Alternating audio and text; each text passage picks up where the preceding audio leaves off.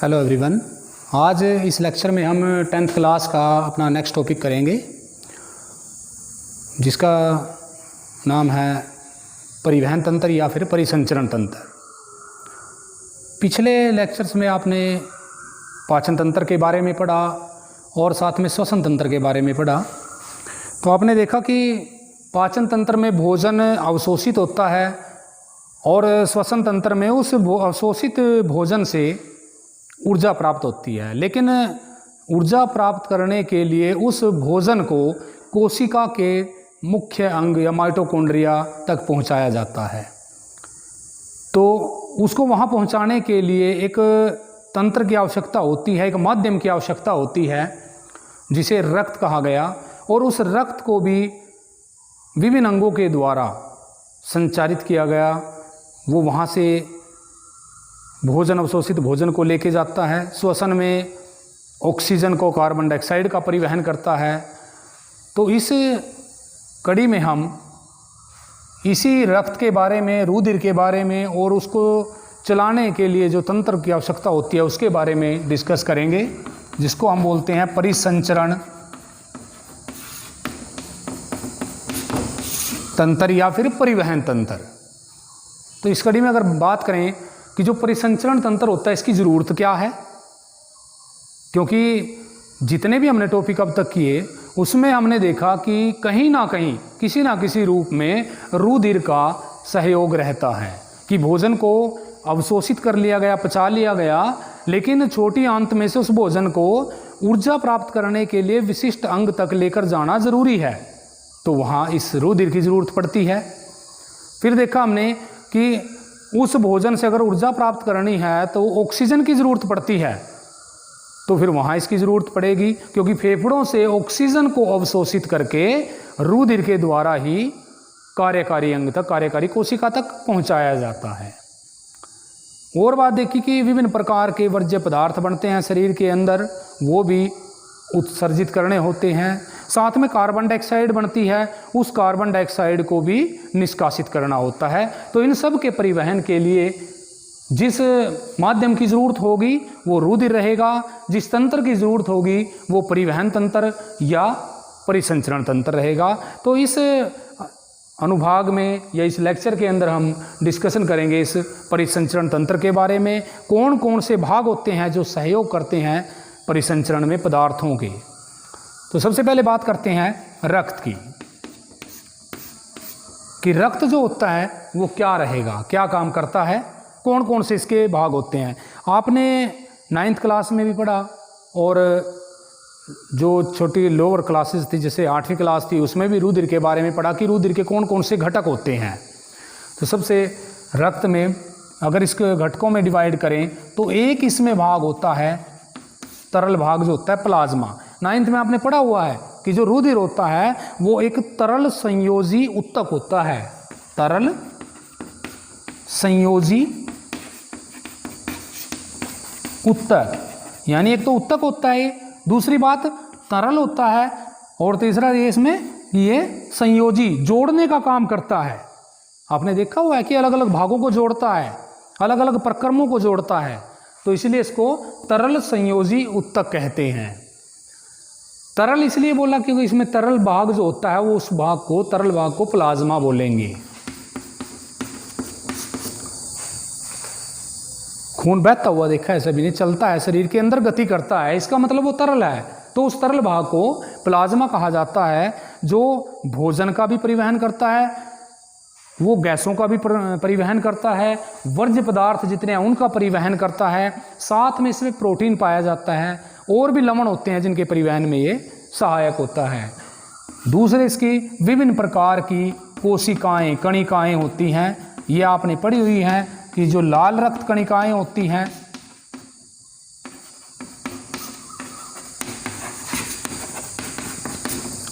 श्वेत रक्त कणिकाएं होती हैं, विम्बाणु होते हैं या प्लेटलेट्स जिनको कहते हैं। इनके काम आपने पढ़े हुए हैं कि जो लाल रक्त कणिकाएं, एक बार ब्रीफ में बता देते हैं कि लाल रक्त कणिकाएं जो होंगी वो ऑक्सीजन के वाहक होती हैं। अब इनको लाल बोल रहा है, इसका मतलब लाल रंग होता है। अब लाल रंग किसकी वजह से होगा? खून का रंग भी लाल होता है, रक्त का रंग भी लाल रहता है, क्योंकि उसके अंदर हीमोग्लोबिन पाया जाता है। हीमोग्लोबिन के कारण ही रक्त का रंग लाल होता है। हीमोग्लोबिन जो होता है वो आयरन नामक तत्व के सहयोग से बनता है शरीर के अंदर। तो श्वेत रक्त कणिकाओं की बात करें, ये शरीर के सैनिक होते हैं, सोल्जर जिनको कहेंगे, जो शरीर की रोगाणुओं से, विभिन्न प्रकार के जो रोगाणु होते हैं, बीमारी फैलाने वाले होते हैं, उनसे रक्षा करते हैं। बिंबाणु की बात करें, प्लेटलेट्स जिनको कहते हैं, ये रक्त के जमने में, थक्का निर्माण में सहयोग करते हैं। खून बह रहा है तो उसके बाद अगर वो रुकेगा तो वो प्लेटलेट्स की वजह से अनुरक्षण में सहयोग करते हैं। बिंबाणु भी श्वेत रक्त कणिकाओं की तरह। उसके बाद बात कर लेते हैं कि जो रक्त है ये शरीर में, सारे शरीर के अंदर बह रहा है, एक जगह से दूसरी जगह गमन कर रहा है, गति कर रहा है। तो इसको चलाने के लिए किसी ना किसी पंप की ज़रूरत होती है। वो जो पंप होगा उसे बोलेंगे हृदय। तो जो हृदय होगा ये एक, जैसे पंप में जब हम हवा भरते हैं कहीं भी तो उसमें दबाव डाला जाता है, उसी तरह एक पंप की तरह काम करेगा हृदय, जो पेशीय ऊतक रहेगा, जो रक्त को भिन्न भिन्न भागों तक पहुंचाने का काम करता है। अब इस हृदय के साथ जो सहयोग करती हैं वो होती हैं धमनियां और शिराएं।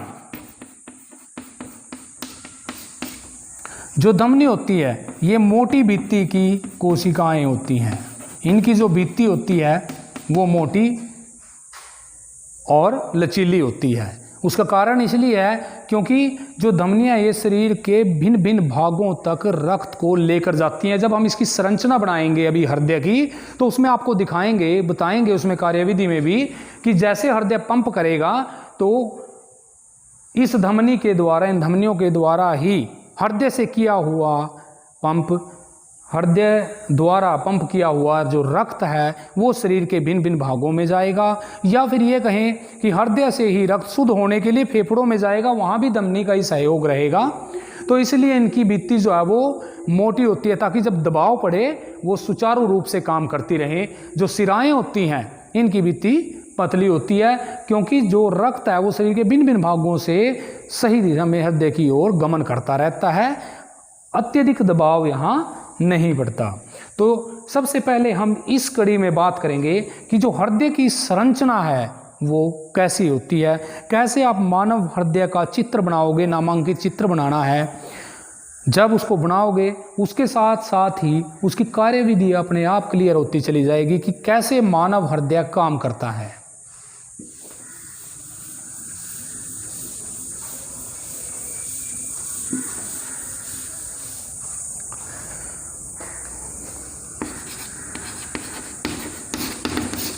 नामांकित चित्र आ जाता है बनाना। दो प्रकार के चित्र बनाएंगे हम। अभी एक पहला बना के आपको दिखाएंगे कि आपने या तो ये बना लेना है, या फिर एक बिल्कुल सिंपल सा करके थोड़ा सा आइडिया देता हुआ कि ऐसे होता है कि मानव हृदय बना होता है, कितने कोष्ठक होते हैं, कैसे उसकी कार्यविधि संचारित होती है वो बता दी जाएगी। हृदय में कितने कोष्ठक होते हैं वो चित्र में आप देखोगे। इसी के साथ साथ हम थोड़ा सा डिस्कशन कर देंगे कि दूसरे जीवों का अगर कंपैरिजन करें तो उनमें कितने कोष्ठक होते हैं, और मानव हृदय के या उच्च कोटि के, उच्च श्रेणी के जो जंतु होते हैं उनमें कितने कोष्ठक होते हैं। तो जब हम जलीय जीवों की बात करते हैं, जैसे मछली की हम बात करते हैं, तो इनके अंदर सिर्फ 2 कोष्ठक होते हैं मानव हृदय के। एक बार रक्त, चाहे वो अशुद्ध रक्त हो, वो प्रवेश करता है और गिल्स में, जहाँ गलफड़ों की बात करते हैं, वहाँ से ऑक्सीजन लेके सीधा शरीर में चला जाता है। यानी हृदय में से एक ही बार रक्त प्रवेश करके निकल जाता है। जल स्थलचर की बात करें, जो जल में भी रहते हैं और स्थल पर भी रहते हैं, उन जीवों की अगर बात की जाए तो उनके अंदर 3 कोष्ठक होते हैं। 3 भागों में बटा होता है हृदय। उच्च कोटि के जो जंतु होते हैं, मनुष्य की अगर बात करें तो उनके अंदर 4 कोष्ठक होते हैं, और 2 बार इसलिए कि एक साइड में तो अशुद्ध रक्त आएगा और एक साइड में शुद्ध रक्त आएगा। तो जब संरचना बनाएंगे उस टाइम बिल्कुल क्लियर होती चली जाएंगी बात। तो जब स्ट्रक्चर बनाएंगे इसका, तो आपने कैसे बनाना है इस टाइप में एक लाइन ऐसे खींच देनी है आपने, थोड़ी दूरी बना के एक लाइन इसी टाइप में ऐसे करके इस टाइप में मिला देनी है। बिल्कुल आराम सा है, बना हुआ पान के पत्ते की तरह है कि ऐसे घुमाया और इधर से ऐसे मिला दिया। दूसरा फिर इसमें एक लाइन और ऐसे यहीं से शुरू करेंगे, लेकिन उसको मिलाना नहीं है दूसरे के साथ। इस साइड से भी ऐसे ही शुरू करेंगे, यहां गैप पे छोड़ देना है। इसके बाद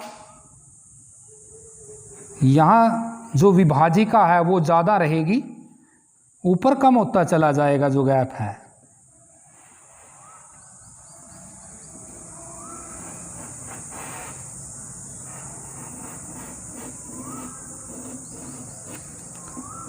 इसको बाहर निकाल देना है आपने ऐसे।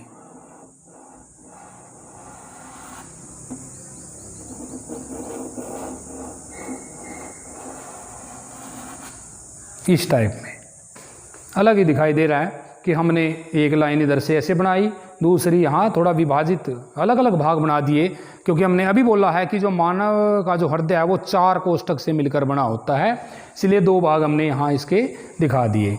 अब आपने इसमें से एक रो ऐसे निकाल देनी है, यहाँ एक साइन इस तरह बना देना है। एक जो वाल्व बनाए जाएंगे कि हृदय में जो रक्त जाएगा वो एक दिशा में ऐसे फ्लो करेगा, ऐसे नहीं कि वापसी कर जाए। अब वो कब करेगा उसके बारे में आपको बताया जाएगा। इस टाइप में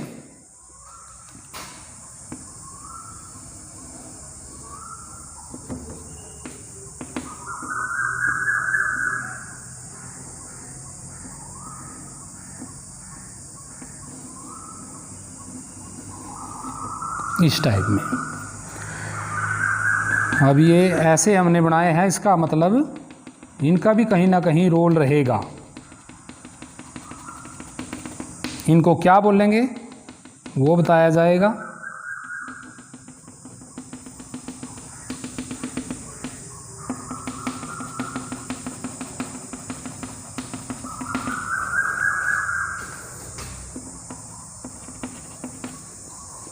उसके बाद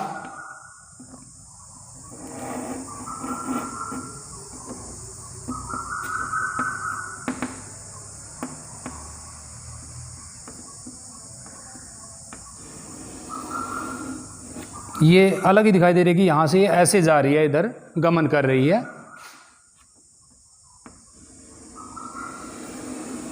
इस टाइप में सबको बिल्कुल आसान आराम आराम से बनाना है। इसकी प्रैक्टिस जैसे ही करोगे 2-4 बार बिल्कुल क्लियर हो जाएगा।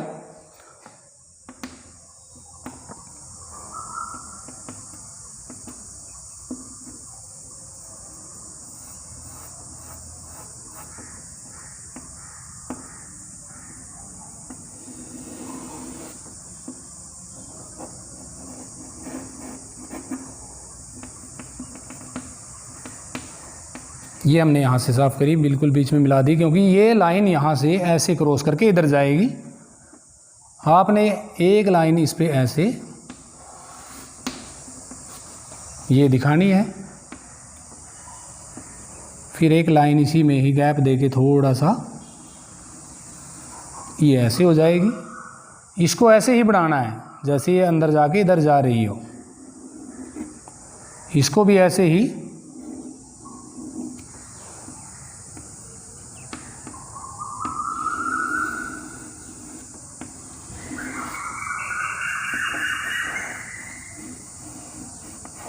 ये हो जाएगी, यहाँ से ऐसे निकल जाएगी।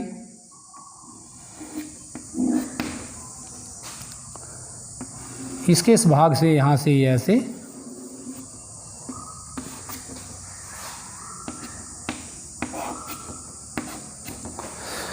तो ये 4 भाग अलग ही दिखाई दे रहे हैं। एक भाग ये हो गया, एक ये हो गया, एक ये हो गया और एक ये हो गया। इसका मतलब क्या हुआ कि 4 भागों से मिलकर बना होता है। अब ये कौन कौन से भाग हैं उनकी बात आ जाएगी।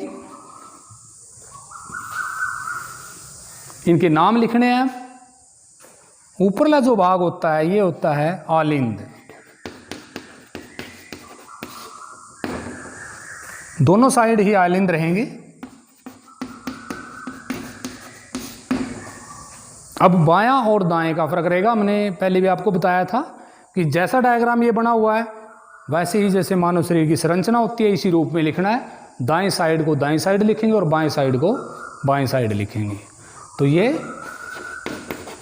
दायां आलिंद और ये बायां आलिंद। जो नीचे है वो रहेगा निल्य, दायां निल्य,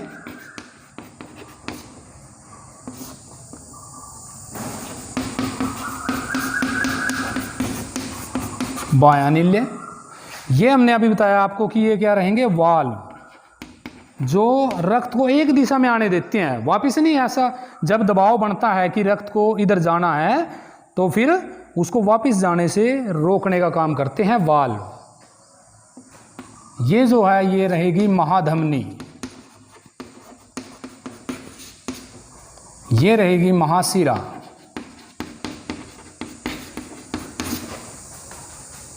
अब धमनी का काम जो होता है वो दूर लेकर जाती है रक्त को, दय से धमनी। अगर अंदाजा लगाएं इसी बात से कि ये दूर लेकर जाएगी का मतलब हृदय से दूर जब जाएगा रक्त, जब शरीर के भिन्न भिन्न भागों में जाएगा, इसका मतलब धमनी रक्त को, महाधमनी जो है वो रक्त को लेकर जाएगी शरीर के भिन्न भिन्न भागों में, और महाशिरा रक्त को लेकर आएगी हृदय की ओर।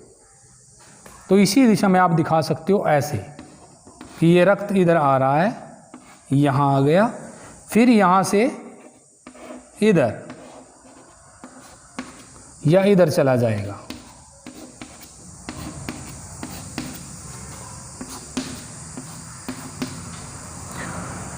इसका मतलब ये कहीं ना कहीं तो जा रहा है यहां से।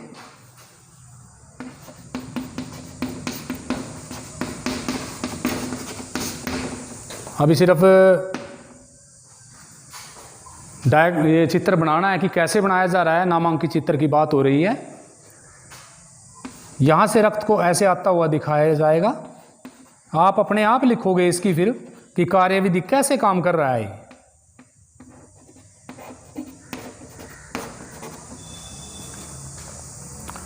तो हमने इसमें जो भाग लिखे अभी, यहां से रक्त इधर जा रहा है, इसका मतलब यहां फेफड़ों की तरफ जाएगा। इसको हम बोल देंगे फुफ्फुस धमनी। यहां लिख देंगे फुफ्फुस सिरा। इधर भी ये फुफ्फुस धमनी हो जाएगी, ये फुफ्फुस सिरा हो जाएगी।